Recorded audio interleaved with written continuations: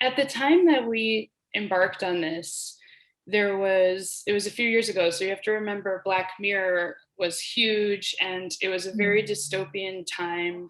And there was a lot of anxiety over technology and what the future would bring. And when we started speaking with the scientists and the patients who would be beneficiaries of the neurotechnology in our film, it wasn't dystopian at all. It was actually the opposite. It was really hopeful and it was really optimistic. I was absolutely blown away back in 2016 by the fact that there are hundreds of thousands of people who currently have brain implants, most of them for Parkinson's, but they have all undergone deep brain surgery and basically have a tiny chip implanted in their brain that stimulates electrodes. And I thought someone's got to make a film about this. We wanted to provoke curiosity and interest and emotional empathy. So we really wanted to open up the conversation and say, like, you all have a moment to decide how we want to shape this future. I think the primary objective of the film, first and foremost, was to just raise awareness of where we're at in the world of neurotechnology, to educate the general public and hopefully do so in a way that is relatable, that is understandable, comprehensible, not too heady, not too technical, and put human faces to this sort of larger philosophical argument around where we're going as a human species.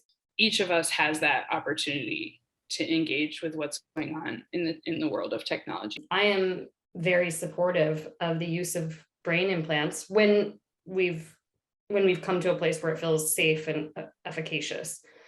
I have zero issues, in the same way that I have zero issues with people going in for surgeries to repair their knee, or taking pharmaceuticals if that's what they feel they need to, I guess, live their best lives. Then I wouldn't place brain implants in a different category. You know, I think it's important to center the people who need this technology the most. There's so many people struggling with mental health right now.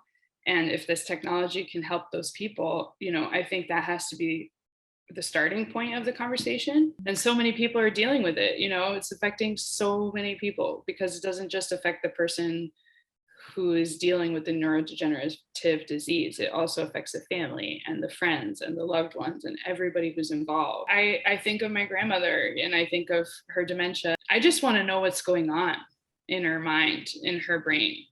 I know that there's been a massive increase in viewership in documentary programming, specifically short series, because of the rise of Netflix and HBO Max and all of these Amazon and digital platforms. So that's really exciting. I think that there's a new infusion of capital in the documentary space that there really wasn't 5 years ago.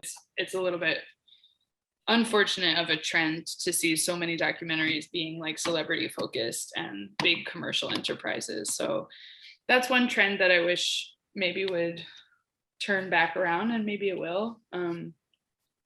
But there's also a lot of positive trends too. The rise of Web 3.0, that is in direct reaction and response to people being on their phones and creating digital worlds for themselves during the pandemic. So I think we'll just see that continue to accelerate and grow over the next year, 2 years. I was creating some VR content for Google. They have a VR creator lab that I was accepted into. So I was learning a lot about how to be a filmmaker in this new medium. And the idea behind my VR series was a look into the future. And I thought, how cool would it be if I have like a backtrack of music underneath the VR experience that's all composed by AI.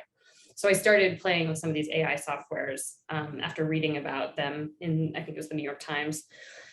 And after like a day or two of playing around with some of the software, I was like, oh, interesting. This is way better than I thought it was going to be. For some of the songs, I was training algorithms using data that I had pulled, specific sets of songs, for instance, 1800s piano pieces, and taking those and ingesting them into the algorithm, and then applying a pop style to the kind of synthesis of those pieces, and And then from there, you're just iterating over and over and over and providing slightly different pieces of direction to the algorithm so it can keep modulating and reforming the song until it gets to a place where you're happy with the result.